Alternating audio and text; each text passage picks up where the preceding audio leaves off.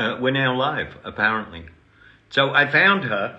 She was getting ready, but we're a little early. We'll wait for a few people. We've already got folks up there. That's great. So hopefully you all know about Raven Drum and our work with first responders, and that work is more needed now than ever because of the fires in Southern California. And today we're going to tell you even more about the work that we do and some of the alliances that we made. Do you want to talk about who we're going to be talking to today? Yeah, hi, I'm Lauren. And I wanted to just mention it. There might be some of you there who don't know about the foundation and the work that we've done for the past 20-something years, 24 years, I think. We've been working with drums to help people move through trauma. And we incorporate a lot of different types of modalities to help people become more embodied, to start being more familiar with moving through trauma in a way where it's safe and people can identify feelings with trauma and also use the drums. So it's a very cool process of using mindfulness, somatic experiencing, breathing, and drumming. And so we've been doing this since 2001, and we started working with first responders 2 years ago and veterans in 2006. So it's been a journey for us, and we love doing this work so much.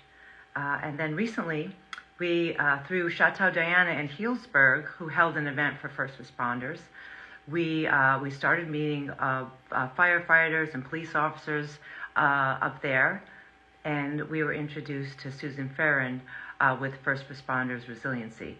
And we wanted to bring her on today so that she can share her amazing work. The LA fires are very tragic here in California. There's so many fires that are going on, and we all need to really start thinking about our first responders and how important it is to help support their wellness. And there's some shocking facts that I think a lot of people don't know that we learned on what our first responders have to deal with every single day as they go out into the world, into these very tragic situations to help us and rescue us and our houses and our families. So yeah, and I just wanted to say, if it wasn't for first responders, I probably wouldn't be here. My car accident was nearly the end for me, and if it wasn't for first responders, just being so quick on the scene and getting me to the hospital, So. Same. I know, really. Same. I was a teenager, and I still remember I could have died. And a first responder that found me, I remember his face to this day in the ambulance. I remember his words, how he comforted me. I remember just feeling safe with him, and that has impact. And if you're ever in a situation when you need somebody and they're there, you just never forget them. So. I want everyone, we all want everyone never to forget them now as they go through all of these challenges. And we're going to look for Susan Farron. Her story is quite amazing, and how she developed First Responders Resiliency, Inc. And we're going to bring her on in just a minute. Say, Susan, where are you? Are you there? There's a few requests, but I'm sure. Oh, there we go. A few requests. Hey.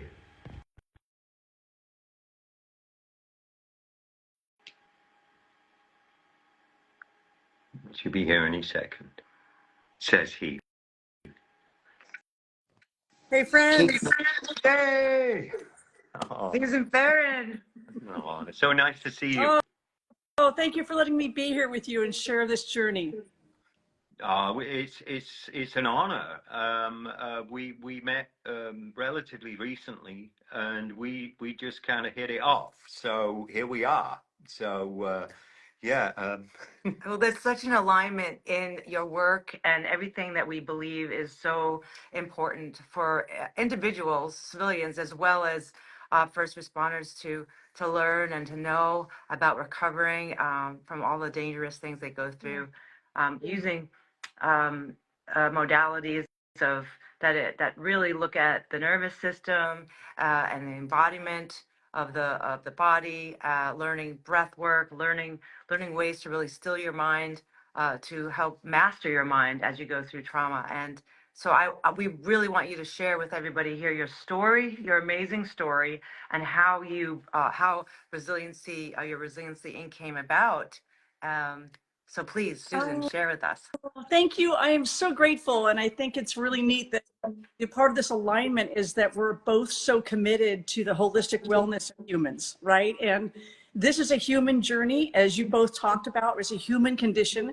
I just happen to be a former career first responder, retired paramedic, and working in this industry for 30 years. One of the things that I saw was how many of my partners and I got sick. We had issues around isolation, depression, substance abuse.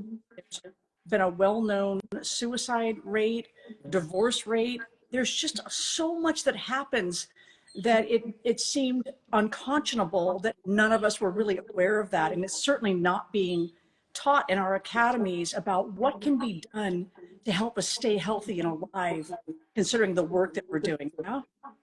Hmm. So tell us about your personal history and how you came about in developing your organization. So I had been a paramedic, as I mentioned, for 30 years. In 2016, I was very healthy, active. I was eating organic before it was cool. And I was diagnosed with kidney cancer. And when I went in for my first assessment, they thought I was terminal. They thought it was in my liver as well. But they did some tests on me and discovered it was only in my kidney. So I call that my sort of first day of execution. And then they did surgery on me, removed part of my kidney, removed the tumor. And one of the surgeons just made a comment a couple of days later about, we see a lot of that in first responders. And I said, a lot of what? And he said, organ cancer. Now, I'd heard about different types of cancers in first responders, mostly because, of course, about this during the trade towers and there were carcinogens and turnouts. Yeah. But nobody had ever said anything about organ cancer in first responders. And so I went home, I started researching it. And one of the first things I discovered was there were all these individual articles and research projects on what the work first responders did, how it affected them. And the things that I discovered, number one, was that the brain, when you're exposed to trauma and stress on a regular basis, the brain changes. And when the brain changes, that changes you psychologically. You start to see differently. And that affects the way we have emotion. We're very good at not showing on scene, as you could well imagine, but then that begins to affect our home life, and that affects our relationships. And physiologically, so the inside as well as the physical body is impacted by the trauma and the stress that we're experiencing. And that leads to all of these sort of predictable issues in our industry. But everything we offered in the history of our industry, fire, police, EMS, emergency room personnel, dispatchers, is reactive, right? They wait until we're sick, and then they offer us coaching, training, counseling, medication. And when I started realizing what was killing so many of my partners, we were all getting diseases, I put together this sort of proactive approach. That's the way I can describe it, to get ahead of it, to teach the first responders how to stay healthy and alive. And I realized if I had the information, I had the passion, I had the experience, I could start telling people, listen, we can do something about this. We don't have to wait for the first responders to get sick. And in 2017, just 3 weeks before the Tubbs fire here in Northern California, I sold my house a program, a proactive behavioral wellness program for first responders and their families, because they're affected by what happens to us as well. And so I started this program. We trained 40 people in June of 2018. And this year we have trained almost 12,000 first responders coast to coast, right? And it's the holistic proactive wellness to first responders, helping them understand what's happening to their nervous system. You put it best when you were saying through breath work, meditation, knowledge about nutrition, what's happening to their bodies, how to calm themselves, keep those symptoms of post-traumatic stress feeding into their bodies and their minds so they avoid the chances of getting sick.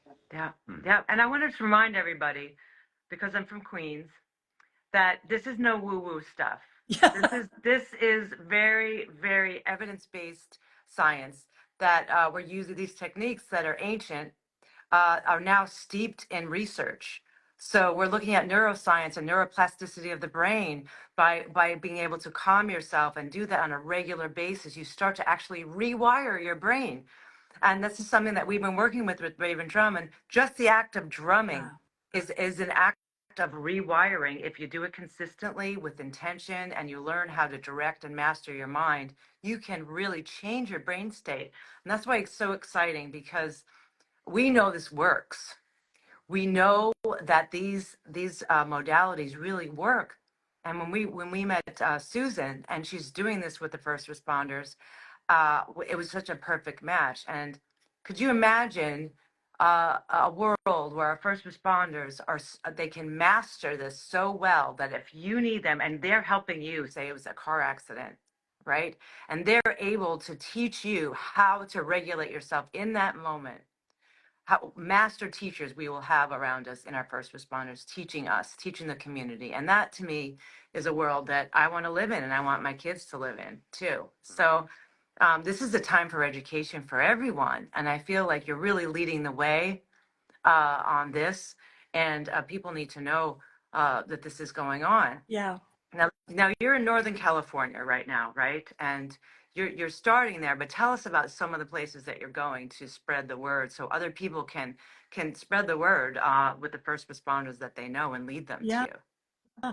So we're located north of San Francisco, north in a town called California, between Petaluma and Santa Rosa.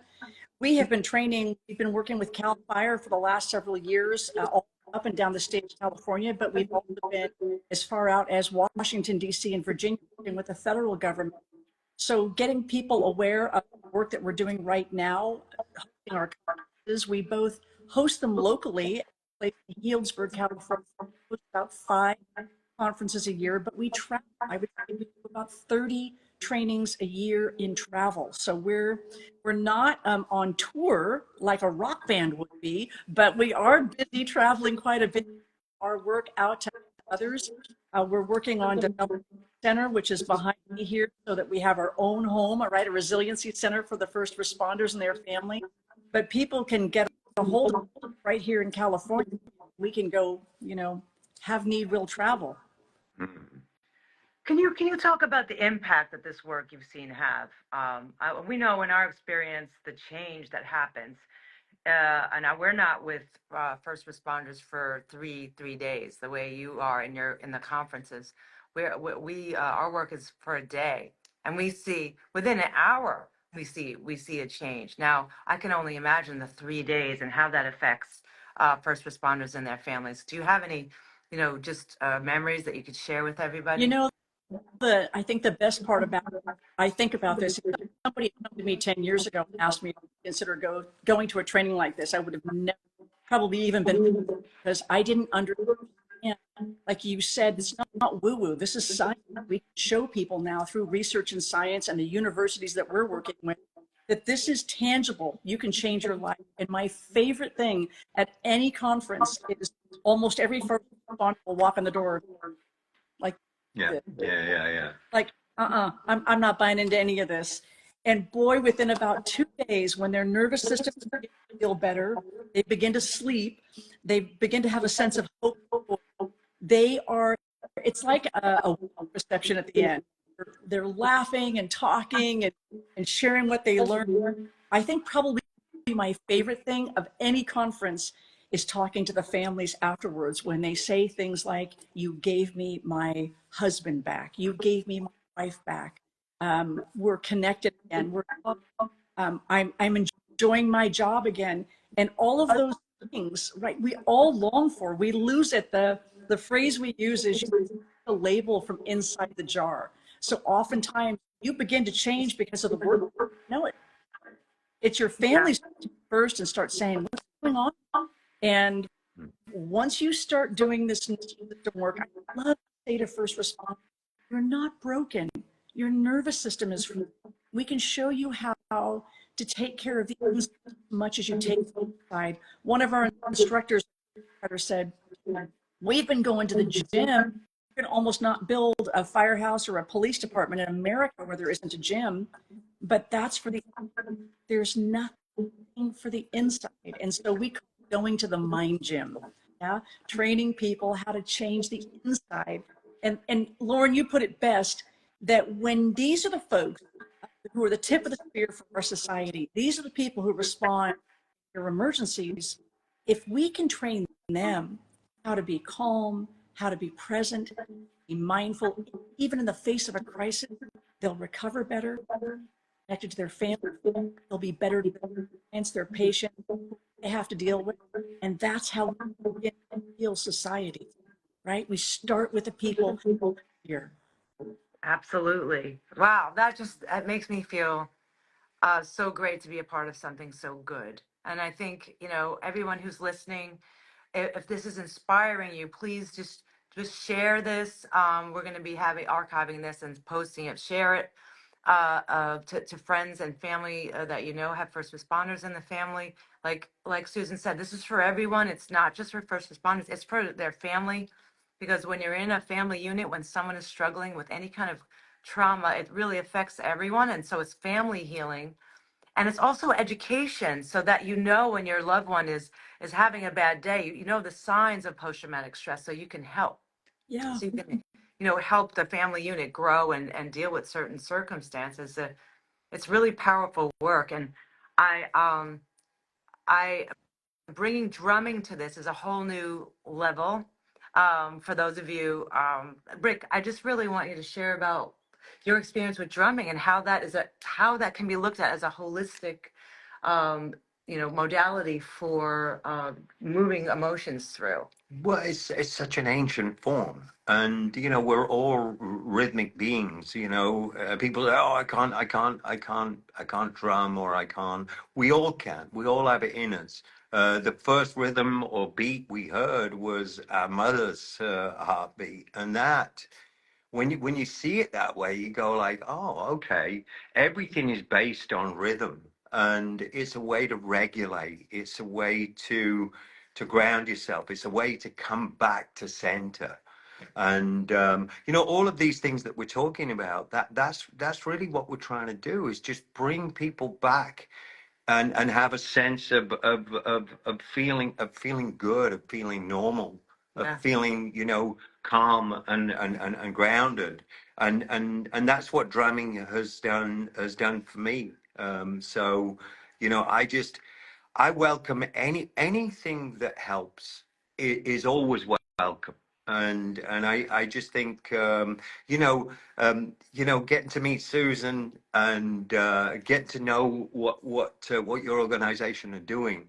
It just it gives me so much hope, because um, this kind of thing wasn't around when I had my accident back in 1984.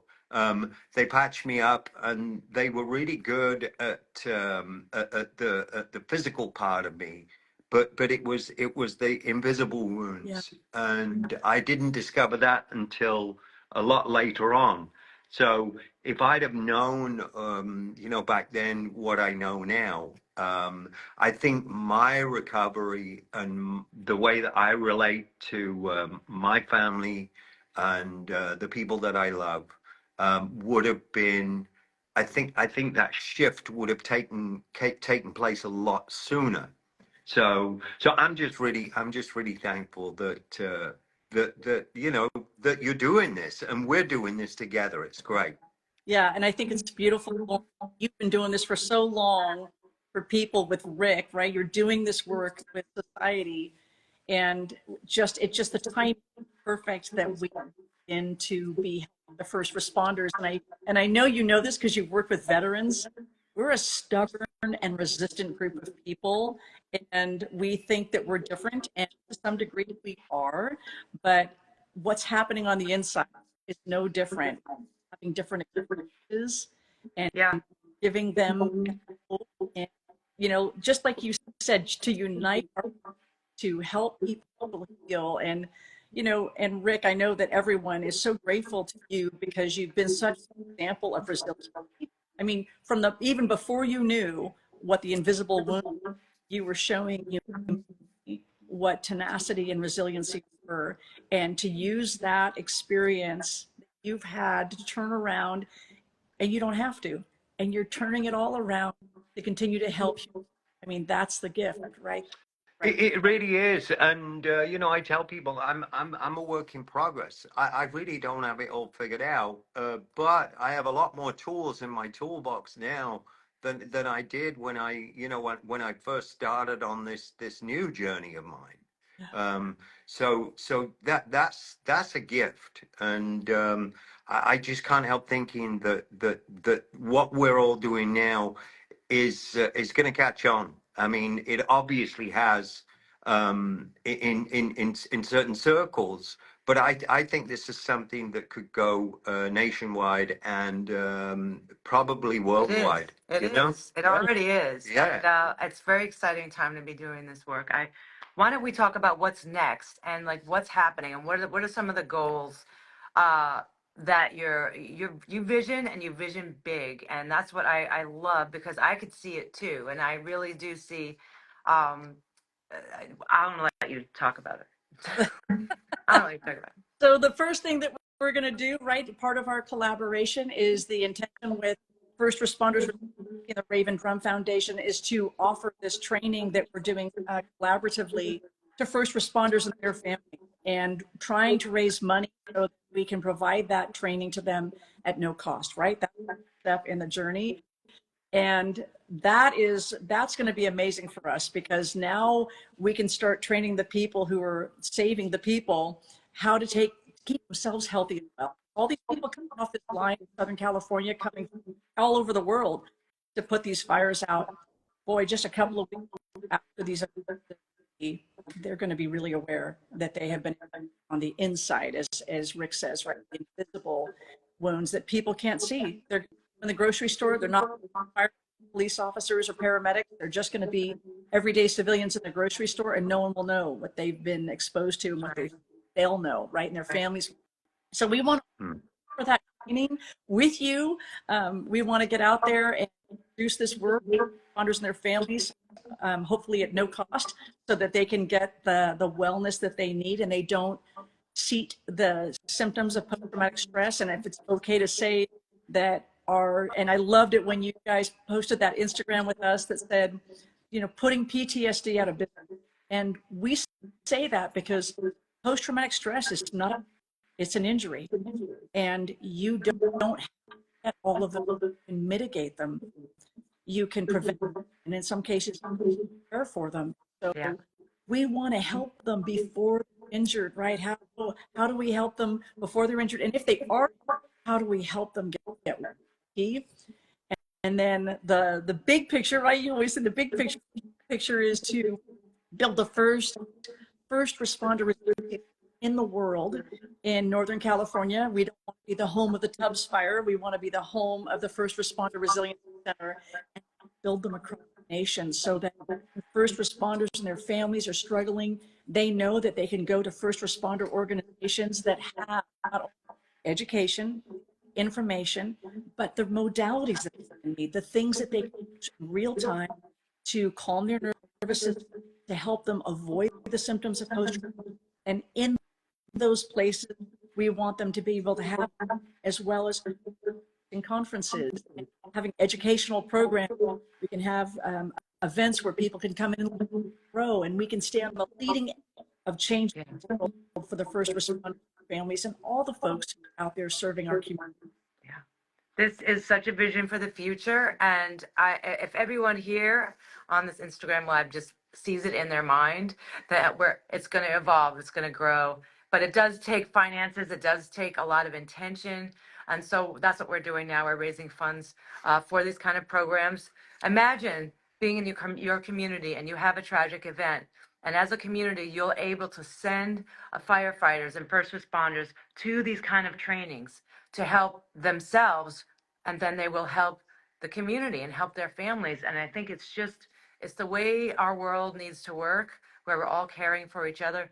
Like if everybody here donated $20, that would make a dent. And so it's just these small donations as well as corporate donations. If this moves you and you're listening to this right now, please share it with someone who can make a bigger difference and be able to be a sponsor, to hold an event, so that we can help our first responders free of charge to go to these conferences, to learn. It's a very powerful time of community. It really is. Yeah, obviously, the rest of the guys in Def Leppard are all very much aware of what's going on in California. We all got together recently, and I asked them if they would sign some guitars. Five signed guitars. 5 beautiful Fender guitars that are all signed, and so. It doesn't take much. Everybody can get involved with this kind of thing, and it doesn't have to be massive amounts of money, but that would help, obviously. But just know that I think everybody on the planet is aware of what's going on in California at the moment, and they're all looking to us and how we respond. And this is how we're responding. This is how we're doing it. Yeah. So if you are interested in helping and following us, where can people go to find First Responder Resiliency Inc. and please tell them. Well, they can go to a couple of places. Our website is resiliency1.org. So it's kind of a play on words, resiliencyfirst.org. And they can help by going to info@resiliency. And they can also contact us, like I said, via the website. If they're interested in supporting our work, because what we want to do is pay for venues, get venues, even if people are venues, but to help us find venues, to help instructors, we're all first responders, training other first responders. So we work in collaboration with therapists and scientists, but we're first responders, training first responders. And then we have people who are subject matter experts, people like you. And we bring you into the field of folks working with us, and it is just so received. So, like you said, a $5 donation for somebody from a corporation, you want to fund this. Yeah. We want to build that center, whatever it is, we're looking for that kind of. Fantastic. So resiliencyfirst.org, and I love the comments. I know everybody's writing and sharing, and it's been really wonderful. And I know we haven't had time to really address any of the comments on this call, but we will in the future. And if you want to comment on Rick's post or go to ravendrumfoundation.org, you can email us as well, and we can start having a conversation around this. This won't be the last time that we do this. And so We'll repost this. We'll put all the relevant information for everybody involved. And then it'll make it easier for people if they want to respond, or if they want to get in touch with us, or for whatever reason. We welcome your participation. Thank you. Yeah, and I want to say the one comment you made, I want to remind people, we can't PTSD out of business for their families. And that's our. Yes, we can put PTSD out of business. Well, I love talking to you. This has been so fun for us to do this together and talk to you and have everyone listening like this. We don't do this often, but I think we should start. When we do, it's normally a disaster. Yeah, we're terrible with technology. No, don't say that. We're going to get better at it. No, we're getting better at it. So we have people from all over, from Peru, from Philadelphia, from New Jersey, all over the country, all over the world on this call. And we just thank you all so much for being here and supporting us like this, and the mission. Keep the mission in your heart, and we'll see you next time. And thank you, Susan. For the first responders out there, all the first responders in the world, love you. We see you. We're here to help. Thank you so much. Thank you, Thank Susan. you, Susan. Thanks, everyone. Bye. Right now, I don't know how to get off. Yeah, how do we turn it off? I just want to stay and watch.